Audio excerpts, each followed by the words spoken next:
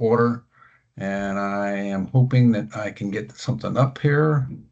While I'm waiting, I guess we can go ahead and get started. I'm waiting for the agenda to drop back up on my invite, but unfortunately, that computer is not cooperating. So we'll try another one. I'm happy to Kathleen, share the why agenda don't you if go ahead you'd and like. take off and lead off, and then I'll fill in Sure. as needed. Hopefully that means I Perfect. won't. Okay, thank you. I will briefly share the agenda.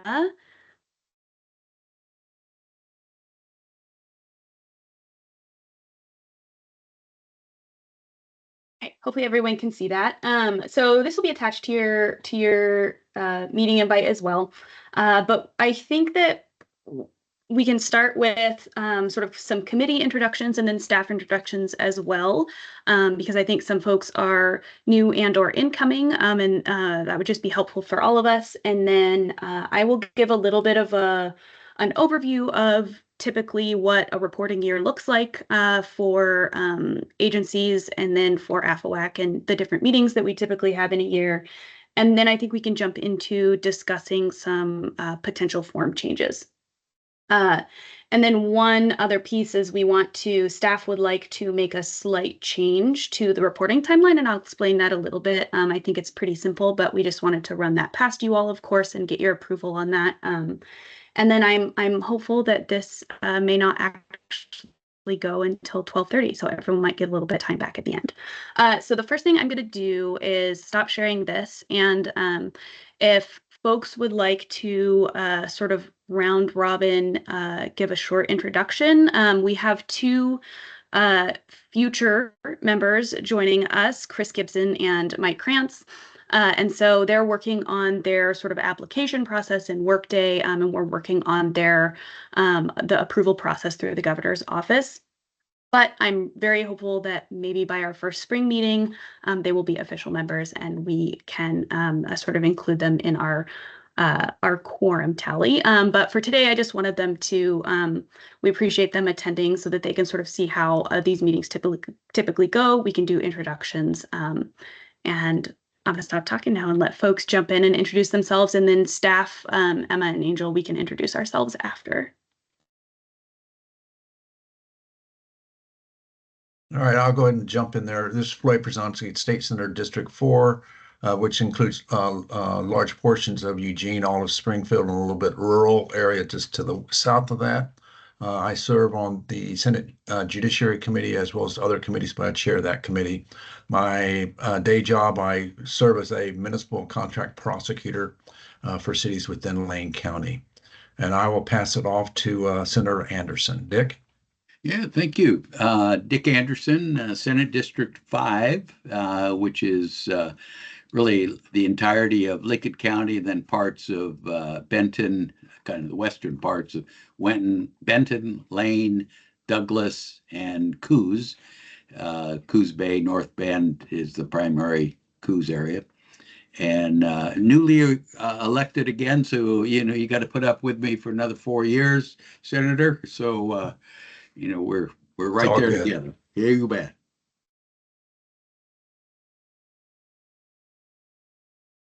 And who are you passing to? Oh, I'm sorry. I can't see names. Kathleen, can you just jump? How about, yeah. Yeah. I'll just go with Michael Krantz. Somebody call Mike? people out. All right. Well, thank you. Mike Krantz. I'm the Chief of Police in Bend and have been here for about a little over 4 years. I am a representative of the Oregon Chiefs of Police Association, second vice president currently. So I've had plenty of experience through forfeiture process throughout my career. So this is a different part of that process. So I'm looking forward to it and learning and being involved and glad to be here. So today is kind of a fast day for me. So I'll be off camera much of this because I'll be traveling. So I'll be listening though and learning. Thank you. Thank you. And you want to pass it off, or do you want me to go ahead and just call out? I'll call Chris Gibson. Good morning. I apologize for no camera, but I am also traveling and on my phone. I'm the executive director of the Oregon-Idaho High Intensity Drug Trafficking Area Program, which is a federally funded counter-drug grant program that supports multi-agency drug enforcement task forces in 12 counties in Oregon and 4 counties in Idaho, many of which I know that are current recipients of forfeiture funds. I've been the director for just over 18 years now, and previous to that, I had 17 years in local law enforcement. Not as much as Chief Krantz, but a little bit of exposure to the forfeiture process on the other end of it. So thank you for having me, and I look forward to listening and learning as well. All right, thank you. Colin? You're muted.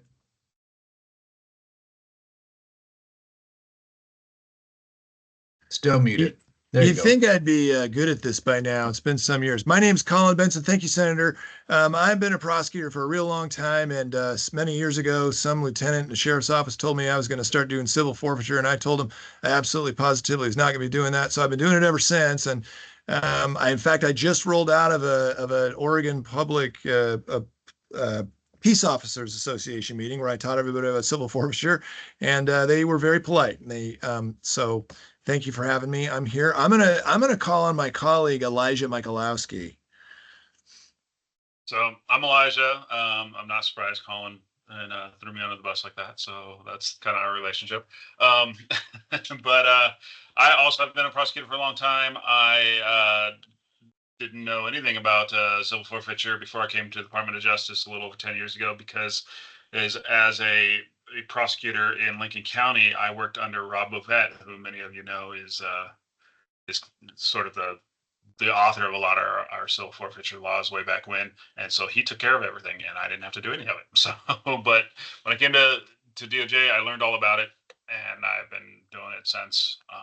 And so that's my story. I'm sticking to it. And I'll call on, let's see, I don't think Emma has introduced herself yet, so. Good morning. My name is Emma Dunn, and I'm a researcher with the CJC.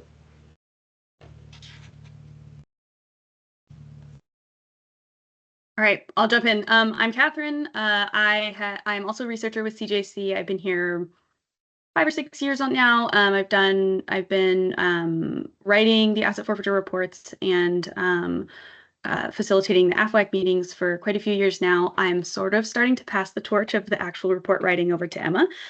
So we're in transition there. Excuse me. But yeah, I will pass it to Angel, who sends most of the communication. Hi, I am Angel Perrin. I've been at CJC, I think 6 years. It's I started right before Catherine did. I am a wrangler of data. My official title is a grant analyst, but yep, that's what I do. All right, I will jump back in. Angel failed to mention she's also our sort of police agency guru. So she is our go-to person for any communication with law enforcement, which is wonderful and really, really helpful, particularly for asset forfeiture reporting.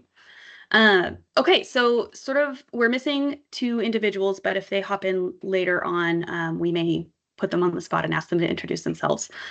So the next thing in our agenda is sort of an overview of what asset forfeiture reporting looks like. And I'm going to do this pretty briefly. If anyone has any questions, or particularly Chris or Mike, if you have further questions, you can always contact me, check out our website, things like that. But we'll also talk about it just sort of through the other things we talk about today in the meeting. Sort of the start of the year looks like any form changes that we've made in the previous year. So all the agencies in the state, anytime they do a seizure or a seizure for forfeiture, we ask that that's reported. So we have forms on our website, and all agencies, or most agencies, I will say, are pretty active in going right to that site, reporting within a few days of a seizure occurring by their agency. And then that will prompt them later on, when that case is disposed of, to submit also a disposition form for that case. And so that's a running open application. So throughout the year, the the calendar year, we expect that agencies are continuously reporting all their seizures and all the case dispositions. At the end of the year, we also require agencies to submit one use of proceeds form. That's only once a year, and technically it's only required for agencies who have done a seizure or had a previous seizure's disposition occur within that calendar year. However, we get a lot of agencies that submit them every year anyway, and sometimes just say, no seizure income this year because they didn't have any cases in that year, and that's totally fine too. So we really have those 3 forms running all year long. What staff do with those is on or around January 1st. Usually we give folks a little bit of extra time to turn things in, but on or around January 1st, we pull all that information and we start compiling the annual legislative report. The legislative report is due at the end of April. So between the writing of the first draft of the report, which we try to get done around February or March, between then and April 30th, we typically have 2 AFOAC committee meetings. One to review the draft of the report and make sure that staff are writing the report with the information that the committee wants in it and in presenting the data in the way that the committee is happy with. And then we have a short period of time where staff can make changes, improve the report, and finalize it. And then we try to have one final meeting in April just before submission for an official approval of the report by the committee. What we are doing right now is our usual fall meeting. So there's sort of a total of 3 typical meetings throughout the year. Of course, the committee can request that staff set up more meetings throughout the year, but this is just sort of what we've done for the past few years. And so our fall meeting typically is an overview of what the forms look like right now, how reporting seems to be going, and then if there's any changes that the committee wants to make to the actual forms or to the way that things are reported, or if we want to look forward to how the report should be written in the future. This fall meeting is sort of an opportunity to just informally discuss how reporting is going and what the committee would like to see happen in the future.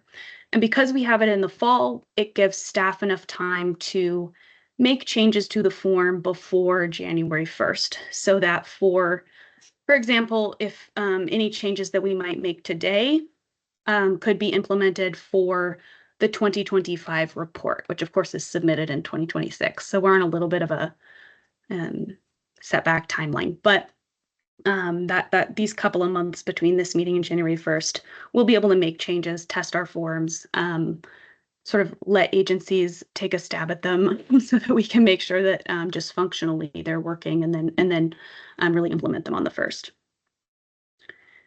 And I'll pause here to see if there are any questions. I know that was sort of a loaded, quick description. Let me jump in real quick. Rick, Yeah, I'm going to let Rick introduce himself since we have some new members. Thank you.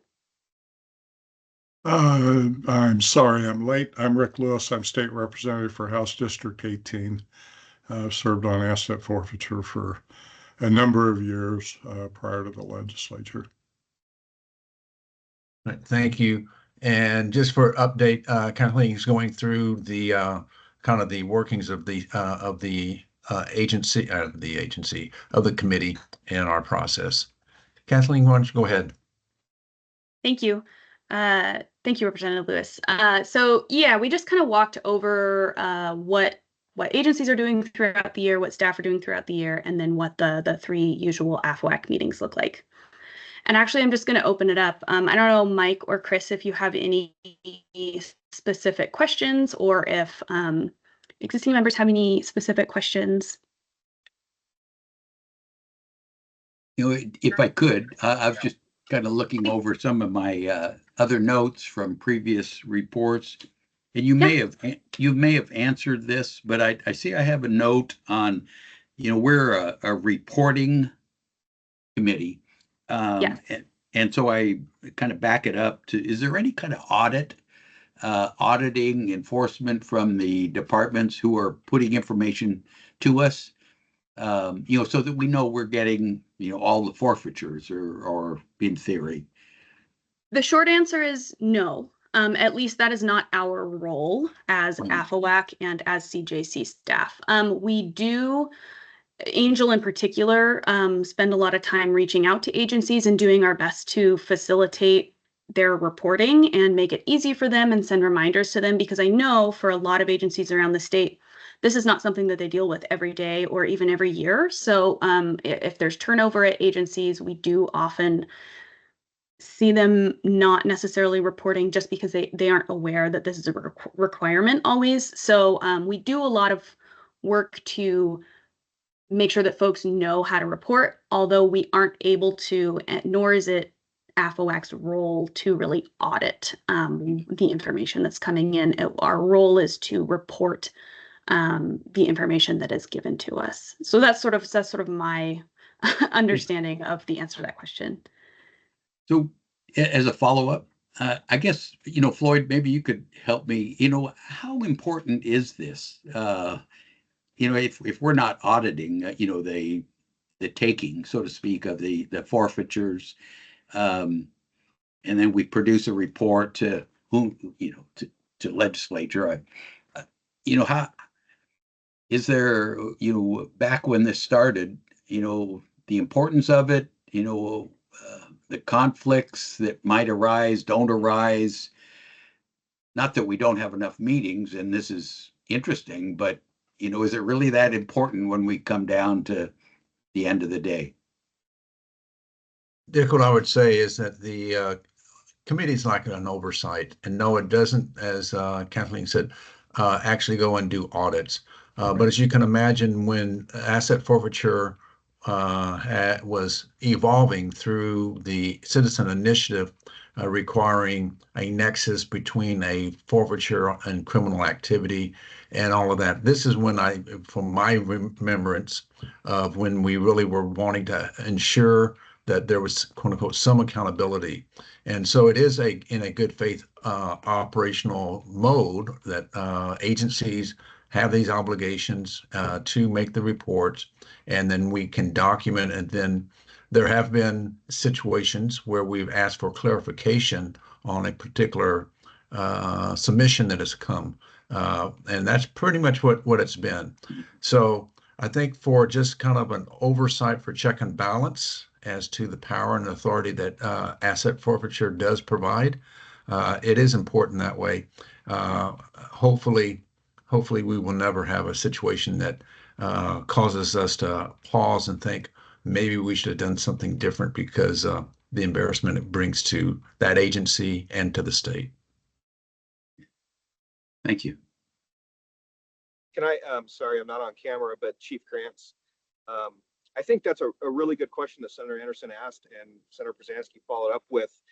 Although there may not be an audit function of this, just being in the business so long and doing forfeiture, this is a great data collection piece as well that we can use to look at the future and how we formulate policy in the future, as well as, potential formulation of future legislation and what that looks like, and a transparency measure as far as what we do as law enforcement. I think it is incumbent upon the agencies, of course, to do audits and be compliant with the law, but I do think there is value to it as a reporting mechanism. And, that's me just coming into this and looking at some previous information that's been put out, but I do think there is value to it of having that information at least. Thanks, Mike. Any other questions, comments before Kathleen goes forward? I think you can continue. All right, thank you. So the next thing on our agenda is actually jumping into those form changes. So we have 3 forms. I only had Angel attach 2 of them to the meeting invite because staff have a couple of things that we have noticed over the last few years of reporting and got some questions from agencies about that we would like to bring forward for discussion and possible changes only in those seizure and disposition forms. We don't have any questions or concerns about the use of proceeds form at this point. We, of course, can pull it up and discuss it if you all want to. But I'm going to start with the seizure form, and I will actually share it now so that we can walk through it. And I apologize for the format of these. Our software, SurveyMonkey, does not make it terribly easy to sort of create a PDF of what the form looks like. So I had to go through and take some screenshots of it. So hopefully this is legible enough for you all to see sort of how the questions are formed. So the seizure form, really, staff only have two really small suggestions. One is simply to change the title to Form for Seizures because of the naming conventions in SurveyMonkey. This was what we called it when we were writing the brand new form. Some of you recall we walked through a couple years ago a complete rewrite of this form, and so that's just a holdover from that.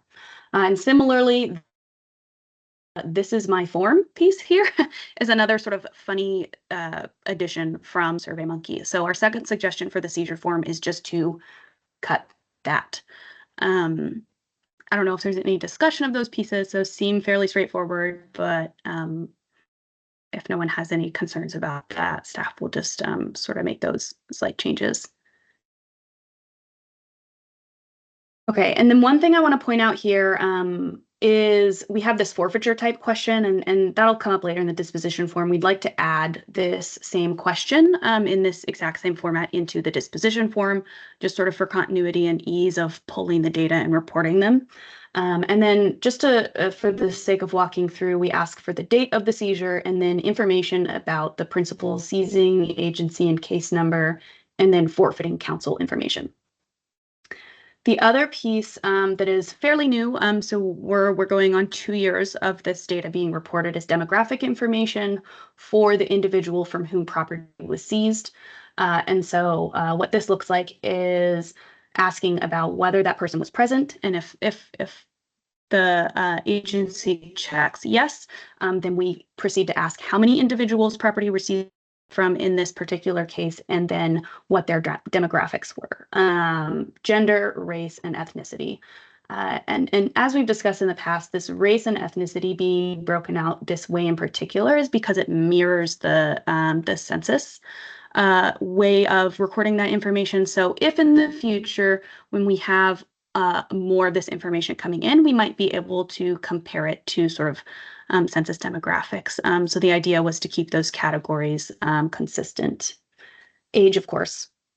And then some questions about the actual property seized, whether it was cash or a non-cash seizure, and then the values of those two different categories. And then we have a short section about the nature of the prohibited conduct and circumstances of the seizure. So I'm going to pause here. I mean, those are the only two suggestions up here, really just sort of administrative stuff that that staff wanted to suggest making to this form. But now is sort of a good time if folks have questions or comments about this form while we have it open and we're chatting about it.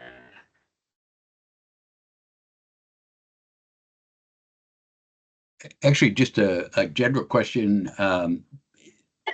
Do you go back and input, or is there input from those who fill this form out? You know, you indicated it was a couple of years, so certainly those who provide the information are used to the form. Do they have the opportunity to raise questions or suggest things, and was there anything? Yeah, so I will say we have not had held sort of, we considered holding a webinar and walking through how to fill out these forms. We did not end up doing that. However, we did send an email out alerting agencies that they were going to be changing. And agencies do very frequently contact us and ask any questions they have about the reporting process, or if they have trouble with it, they do reach out to us. And we did get one question, which we're actually going to talk about later for the disposition form, but it spanned to the seizure form as well. And they asked about, so the only question we've really gotten about the seizure form in particular is for cases that are quite a bit older, many years older, maybe 4 or 5 years old, seizures that occurred 4 or 5 years ago. they're trying to fill out the disposition form, right? Because the case took a while. The case has been disposed of now, but they have to fill out the seizure form in order to fill out the disposition form. They are not sure or didn't have really readily available the demographic information for the individual. And they asked, what do we do about that? And I think that when we walked through creating this form and adding demographic information, the committee sort of discussed like making this optional or not. And the concern was that if it's optional, we will get very, very little information. And so what my guidance was to that person was, please do what you can to fill out the demographic information properly. Basically, do your best guess, which I guess initially kind of, I don't love that as a data person, but because the seizure itself is 4 or 5 years old, it's not going to be included in our, like those demographic data are not going to be included in our actual legislative report. So what that's going to do is just allow them to fill out that form, move to the disposition form, and we get the disposition information in a timely manner. And that does go into our legislative report. Now, the information that they insert into the seizure form for demographics will be on our dashboard if someone clicks back to the year that the seizure occurred. So our staff's guidance was just please fill it out to the best of your ability. I don't think that there are very many cases for which that's going to happen. I think it's very, very few. And it's rare that agencies, if the agencies are going back that far to fill these out. So I don't think that's a very common occurrence, but that is the only question directly that we've received about the seizure form. Thank you. Yeah.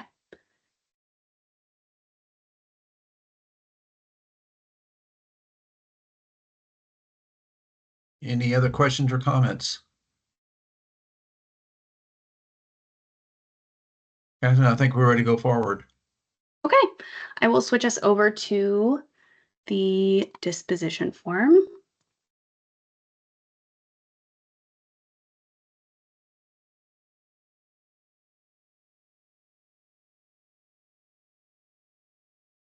All right, so similarly to the seizure form, staff would like to change this title to just form for dispositions. And then the first thing we ask for is the date of the Immediately after that, we've had some confusion in the past, despite the fact that the seizure and disposition forms are linked. That doesn't always make it very easy for us when we're pulling the data down from the site to determine whether or not, or whether this disposition was for a civil or criminal seizure.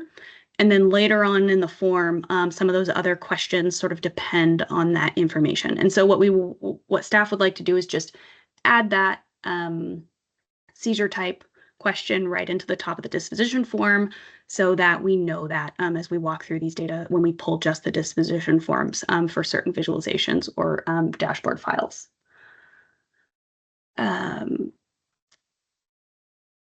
So then that's sort of the simple one.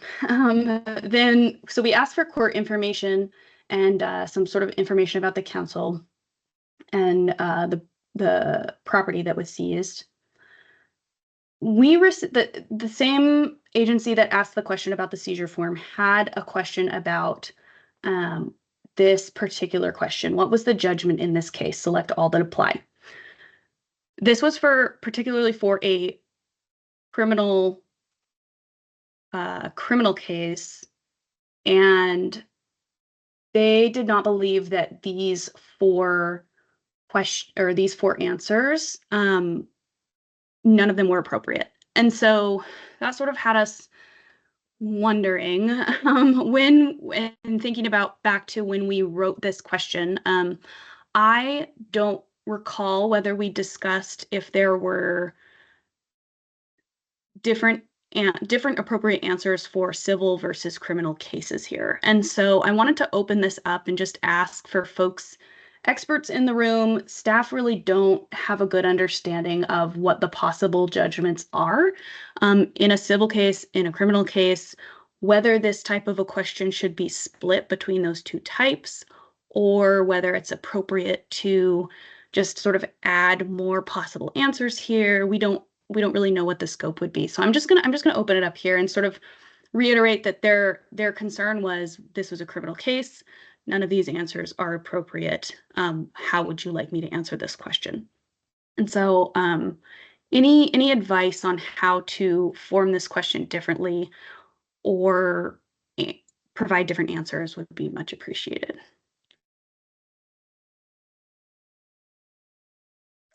I mean, I can weigh in a little bit. Like when I read those four, they look to me on the surface to be very civil forfeiture specific. So judgment of civil forfeiture, obviously. But it's a little more complicated because I think you can get a default type order in a criminal forfeiture. I'm looking at statute ORS 131579 and 131582. I haven't looked at those closely. I'm just citing them because they use the word default in them. So it's theoretically possible, but ex parte is a civil forfeiture. I don't know of any sort of mechanism in criminal forfeiture, Chapter 131, which would allow for an ex parte petition in a criminal forfeiture. I hear cops talk about administrative forfeitures with respect to the federal government a little bit. I don't think that actually is, I think absent a regulatory agency forfeiting a license or Oregon Lotto forfeiting lottery equipment, I don't know if there really is such thing as an administrative forfeiture. So anyway, I guess my answer to your question would be the top three questions appear to be, and I think somebody with less experience in forfeiture would read those as civil forfeiture specific. Yeah, I mean, I would agree. Those look like the options in a civil forfeiture case. I also would agree with Colin that the word administrative, I think, is misleading, because I think in Oregon we don't have an actual administrative forfeiture. I think you could sort of think of an ex parte judgment as a layman's term for that could be an administrative, but it's not really. It's an ex parte judgment. In federal forfeiture, they have something they call an administrative, but it's but I believe that's a different process. It's and, when we have administrative law judges, that's an entirely different process as well here in Oregon, and this has nothing to do with that. And so I would advocate taking out the word administrative altogether. So an ex parte judgment or ex parte proceeding, and just take out the word administrative. If it went through criminal forfeiture, then you could have a judgment in a criminal case as well. You could add that option as well. But I think these are the four options if it were a civil forfeiture case.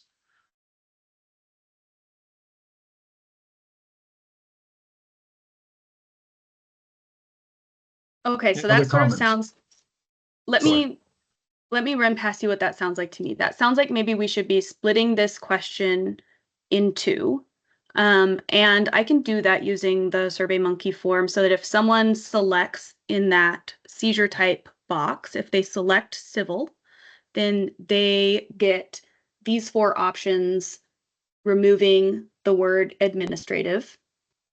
And if they select criminal, would they get these same four options, removing administrative and changing the word civil for criminal, or would these questions have to change further to properly fit a criminal case?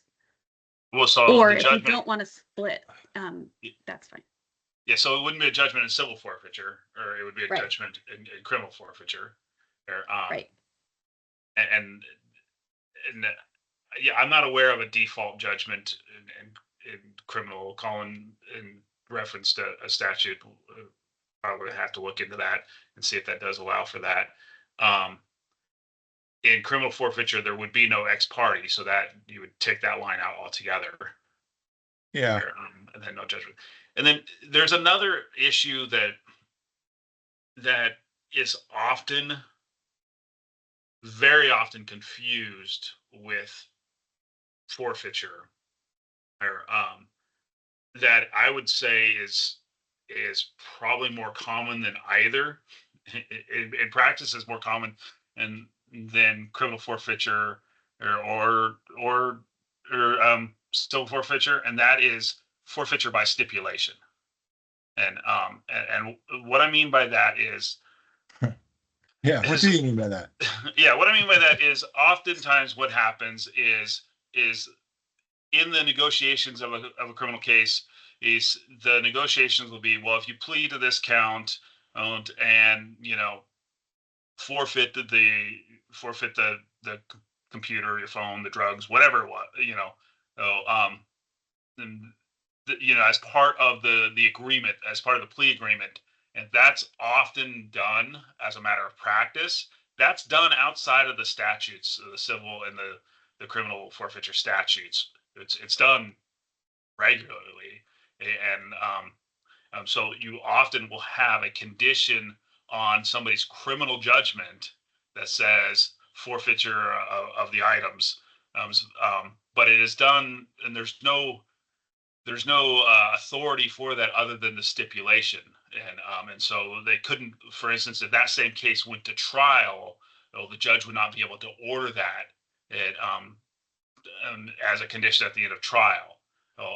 But it's done as part of the plea negotiations quite often, and I think that's how a lot of things get forfeited. And I don't know that those are being reported back to us in this way, but that is, in practice, that's how a lot of stuff actually gets forfeited. And if they are reporting it, it's contaminating our data. I just want to say one thing. This is the first time I've ever known something Elijah did not, and I learned this literally yesterday. So under 131582 sub 7 in criminal forfeiture says, forfeiture counsel may move the court at any time for an order finding the defendant is a fugitive and in default. The court may enter an order finding the defendant's default under the subsection and enter a judgment of criminal forfeiture. I learned that literally like yesterday afternoon. So in theory, if I'm understanding that subsection correctly, you could have a judgment of default in a criminal case. I suspect that has never actually happened. So like if I was to modify this, and I think Elijah's saying I would have two flavors, one criminal and one civil, and I'd be judgment of civil forfeiture or default, maybe ex parte. I don't know why you would indicate that there's no judgment in the case, because I don't know what they're referring to, criminal judgment, or they're referring to the forfeiture judgment. I don't really know. Like if there's no forfeiture judgment, why would they be reporting it to our committee? I don't know. Well, they're reporting the seizures. Oh, right. Right. And so if it's still in progress, then wouldn't they then at that point be reporting that there's no judgment? Yeah. Okay. That makes sense. So this is the disposition form. So hopefully, if it hasn't been disposed of, if the case hasn't gone through yet, then we wouldn't be seeing this form. This is hopefully only filled out after the case has been closed. Okay, then I would agree with Colin. They shouldn't be clicking there is no judgment. Okay. And if they are, then I mean, maybe we do leave it because maybe that's a red flag, right? But yeah, they shouldn't be disposing of property if there's no judgment in any way.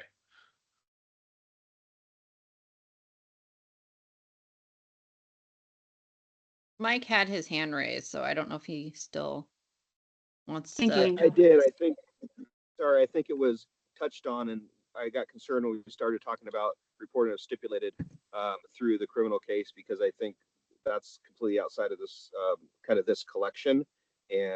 But then it was covered that it would really kind of contaminate what we're reporting. So I think we're on that right track, that those type of cases are not subject to report under this, because that's not really part of a seizure necessarily, unless it started as a seizure and was reported, right? But sometimes that's for little things in a criminal case that we would be overwhelmed with reports at that point. So it was covered. So I appreciate it. Thank you. You know, that we have gotten questions about that, particularly from smaller agencies. Like, we do take evidence from or items like in really small cases, but it isn't really a seizure for forfeiture. And our advice has been, if you're not submitting a seizure for forfeiture form, then it is not something that you need to report to us. So hopefully that's clear in most cases. We've only gotten that question once or twice.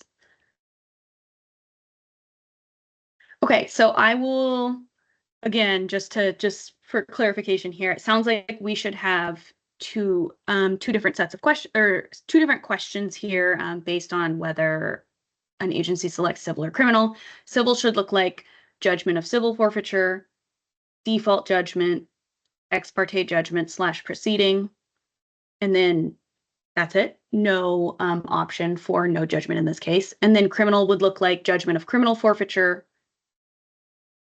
Are there any other options that would need to be included for criminal? And it's possible that if there aren't, that's why we only have civil options here, and maybe we just don't need folks who select criminal to answer this question. Really just trying to make it easiest on the agencies to understand what this means and what we're really asking them for. Just to clarify, this form they're only going to fill out if they've actually essentially won the forfeiture of the assets. So if a case was contested and they lost the forfeiture and they had to return the assets, they wouldn't be filling out this form, correct? So it's possible that they would be, right? So if we ask them to fill out the seizure form regardless, so if the agency does a seizure, they fill out the seizure form. Later on, we do ask them to fill out this disposition form, whether or not it was contested. So we do ask the question, was the entire forfeiture case declined by forfeiture counsel, and was the associated criminal case or charge also declined? Does that get to the circumstance that you're thinking of? No, I mean, I think there's a scenario in which it's litigated, and so decline would mean in that it wasn't pursued, right? But there's certainly a circumstance in which it could be litigated, and in which the agency could not prevail, and the asset needed to be returned. So then we do ask, was any seized property returned to the person from whom it was seized? We don't ask why. And to be fair, a lot of this is a sort of a long time holdover, and this is why the discussion is open. If you feel that this all needs to be asked very differently, now is a great time to walk through that. All right, so I guess that works still. Then so was property returned? I mean, there's still going to be a judgment in the case. It's just going to be a judgment of, a judgment of dismissal or a judgment of, it's not going to be. Normally, we think of the judgment as, hey, here's your judgment that says you get to keep this property, but there's going to be an order of the court or called a judgment that's going to say essentially that you've lost. I just don't think that this data this way shows that. I think it would be, you click judgment of civil forfeiture, and even if you click some property is returned, I don't know that we're capturing that they've lost the litigation and everything was returned. Okay. So I agree. I do think we would want to separate that data because, I mean, forfeiture's so contentious. And it's being more and more difficult in cases. It does seem like we would want to be able to track that and understand why property is being returned and whether seizures are ending in negative outcomes for agencies doing the seizures. I do think there's value to that, to at least say why, as due to judgment, or why was it returned? Maybe capture that somehow. Okay, I think we can modify these questions to capture that.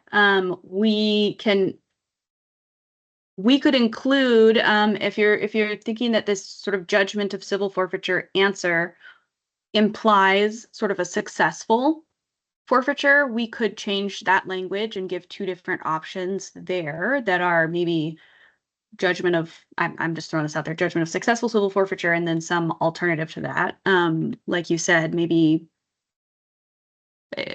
not dismissal, but whatever you might call an unsuccessful outcome. and try and capture it there in the judgment question. And then we could strengthen the language in the seized property question to say, was any seized property returned to the person from whom it was seized due to whatever language we want to have there, basically saying that the judgment was that it needed to be returned. Would that be strong enough to capture it? So in criminal case, I think it would be a dismissal. Okay. In a civil case, this is where I, as a criminal practitioner, don't know the answer to the civil procedure or question, and which is I don't know what the civil court would call that, because in a civil case is you have two parties essentially litigating over a question, and the court is going to rule one way or the other on that question. And so I don't know if ultimately it's called a judgment either way, or if it still would be called a dismissal like it would in criminal case. I don't know what to advise you on that part of it, but I think in the criminal case, I think you could put dismissal. Okay.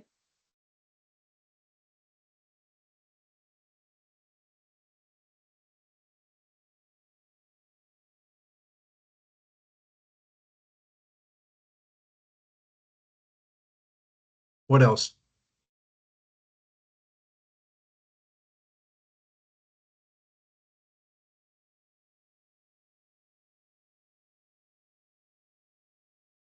So I'm thinking process-wise, what I can do is try to write up sort of a different way for this form to flow and send it out to the committee for comments and approval.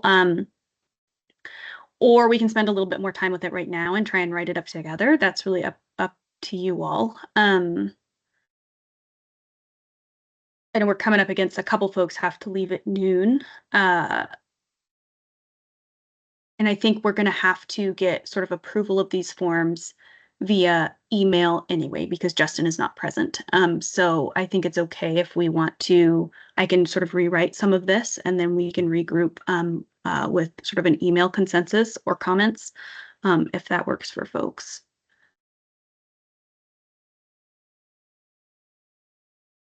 Let me ask if there's any opposition to what has just been suggested. Thank you. I don't see any. And Chris and Mike, I'm just going to assume your silence is that you're okay with it. And if it's not, then please unmute and let us know. Yeah, yes, for me, it's great. I think we're on the right track. Thank you. Thank you.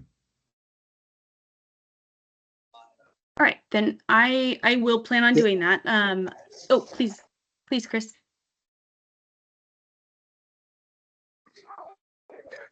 I was just going to say I'm that as well. Okay, thank you. All right, I will plan on doing that. And I'm going to actually move us along to the next agenda item.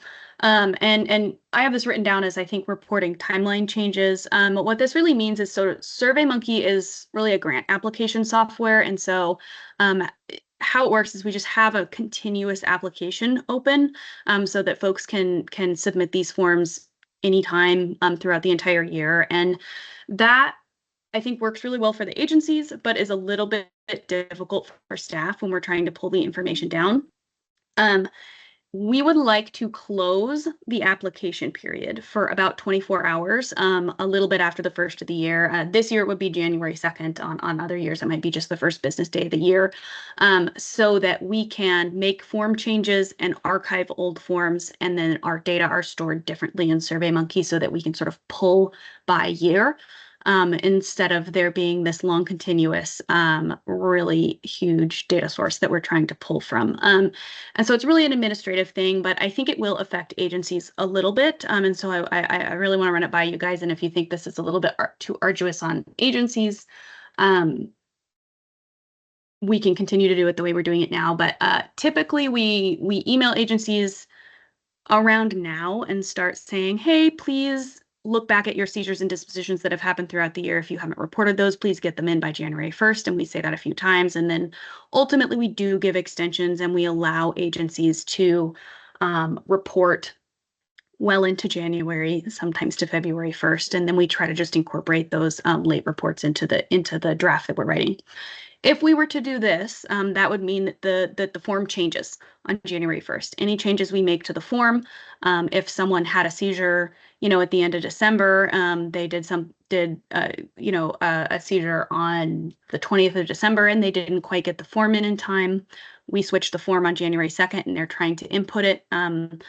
They can still input the information. It just might have slightly different information in the form than all the rest of the seizures that we have reported for the previous year.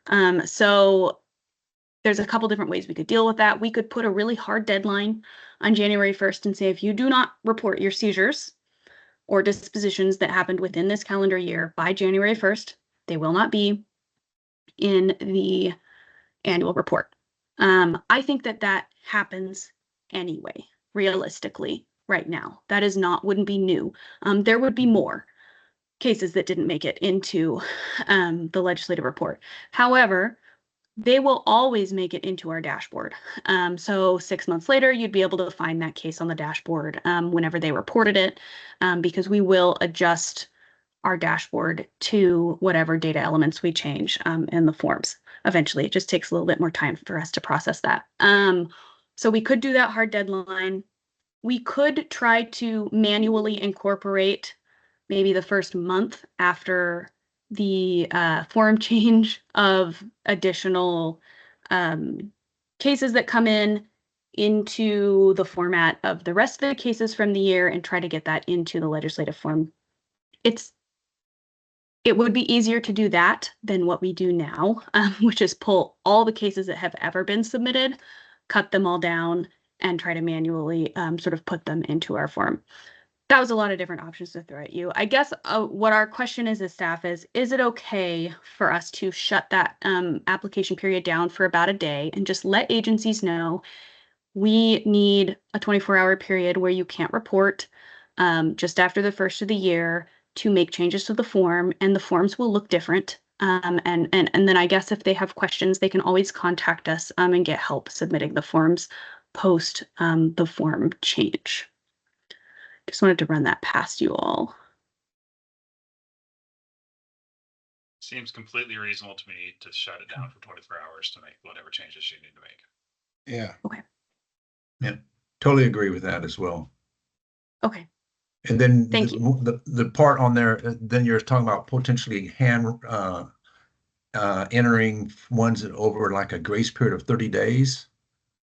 Yeah, so we just typically, and this is just how it has gone the past few years, we typically get folks say, oh my gosh, we didn't report, and we have, 20 to put in the next few days, and it's going to take a long time. We say, okay, so you can have a couple of extra weeks past the January 1st deadline to submit those. And we just pull those separate and then go add them into all our tables and things and into the report so that they make it by the April legislative deadline. That's not too arduous. I mean, we do a lot of handwork on this report anyway, just because of the way SurveyMonkey works. This would just make it less complicated for us when making the initial pull. Well, I think I speak for everyone on the committee. We want it to be as smooth as it can be for y'all, as much as for the agencies. And without telegraphing, that's what you do. I think that's a fair way to handle those who may be a little bit slower in meeting the deadline. Okay, thank you very much. I have just two more things I want to throw out there. Angel's going to be reaching out to you all pretty soon to schedule our first spring meeting. We're trying to schedule these further ahead of time. I know it's really hard to get everybody in the same room. I'm really hopeful too that we'll have 8 official members so that we can have a quorum, and maybe if the scheduling doesn't work perfectly for everybody, we'll still have a little flexibility there. So Angel will be reaching out with it, I think, a doodle poll pretty soon for the first spring meeting. That should be sometime in late March.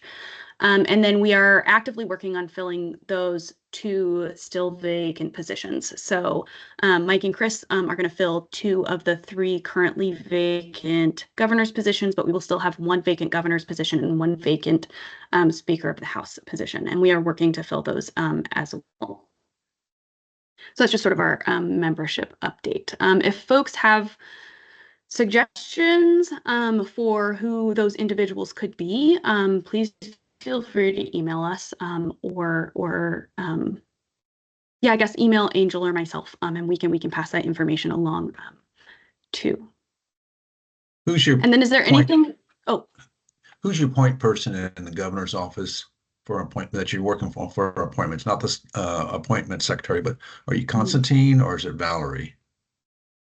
I Or do not both? know the answer to that question. Someone, Carol is our coordinator, I think, for all our committees. Angel, do you know the answer to that question?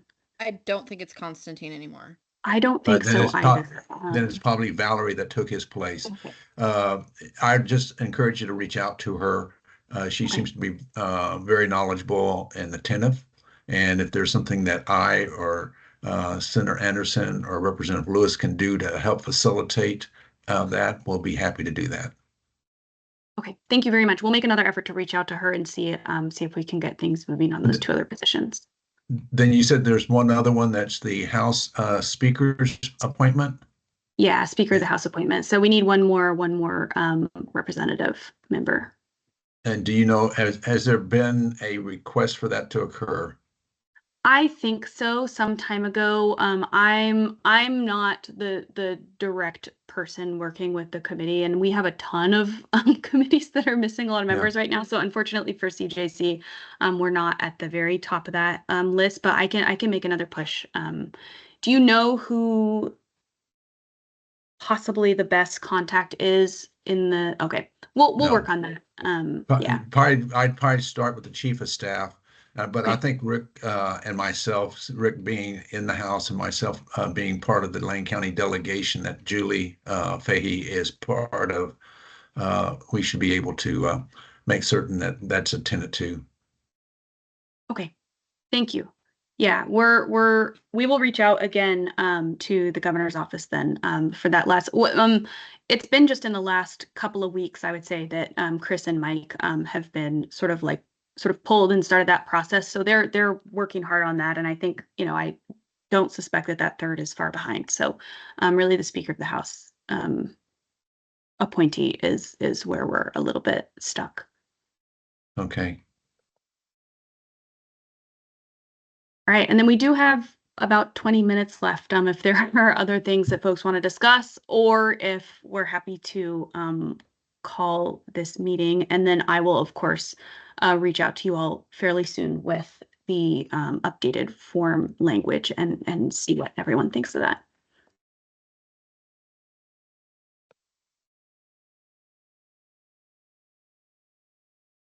I do have one question on Yeah. the House side. Who is the Democrat representative or is that one of the ones that we need to get filled? I don't think that there are any partisan requirements. I think that it's just a matter of getting any appointee from the Speaker of the House. Okay, the reason I'm looking at how we're set up right now, having a Republican and a Democrat from the Senate, I just assume the House.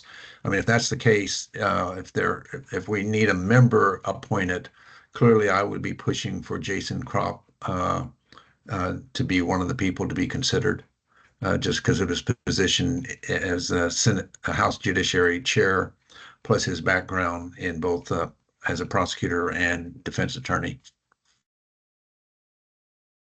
Great, I'll make a note of that for sure. Okay. Thank you. What else good for the order? I don't have anything else. I really appreciate your all's help looking at those forms. I'll take a stab at those judgment information questions and see how that goes. All right. Well, thank you very much to CJC for keeping us on track, getting us out a little early, and also getting the work done. So, and it sounds like we'll be, for the members, it looks like we'll be getting some type of email correspondence once the questions have been redone. And it sounds to me at this point, we don't need to reconstitute a meeting to actually do the approval. So those who are voting members, you'll be informed to please return, an email with the yay or nay. Yes, that would be great. All right. All right, everyone. Thank you very much. Enjoy the rest of the day and be well. Thank you all. See everybody. Bye-bye.